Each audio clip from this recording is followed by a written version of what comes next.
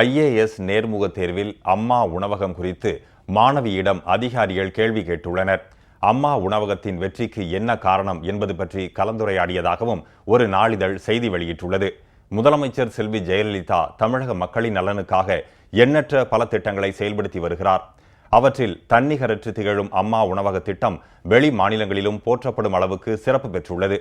அண்மையில் நடைபெற்ற ஐஏஎஸ் நேர்முக தேர்வின் போது மாணவி ஒருவரிடம் தமிழகத்தில் வெற்றிகரமாக செயல்படுத்தப்படும் ஒரு திட்டம் டெல்லி பட்ஜெட்டில் அறிவிக்கப்பட்டு செயல்படுத்தப்படுவது பற்றியும் அது என்ன திட்டம் என்பது பற்றியும் அதிகாரிகள் கேள்வி எழுப்பினர்.